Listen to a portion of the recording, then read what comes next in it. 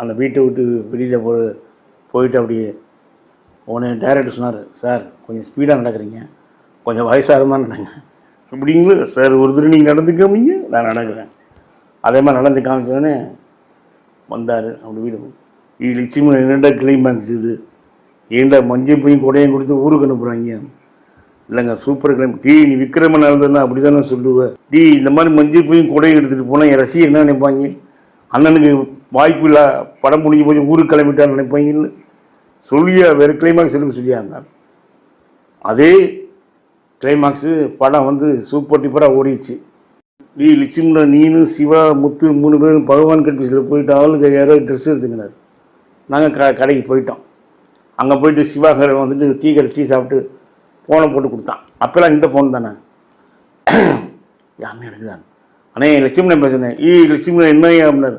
அண்ணே பகவான் கட்பிஸ் வந்துட்டேண்ணே, இன்னும் கடையே சொல்ல என்கிட்ட அறிவிக்கிட்டுவீங்களா, காலங்காலத்தில் கடை திறக்க போய் உட்காருவீங்க, அவன் என்ன நினைப்பான் சேட்டு, ஊதுபத்தி கொடுத்துட்டு முன்னாடி போய் கடை வாங்குறதுக்கு நிற்கிறீங்களே, முதல்ல கிளம்பி வாங்க, நீங்கள் ஒன்றும் எடுக்க வேணாம்னார். நேராக வீட்டுக்கு வந்தோம்.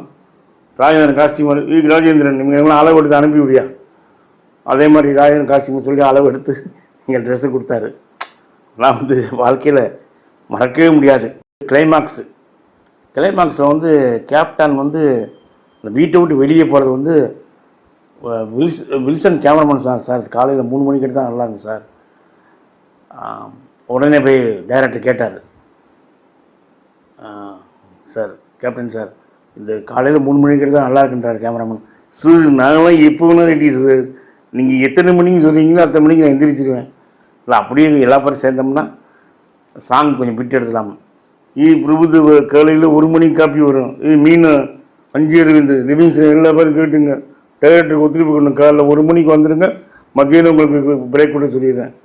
அதே மாதிரி காலைல 1 மணிக்கு வந்தாங்க. ஃபஸ்ட்டு சாங் எடுத்தோம்.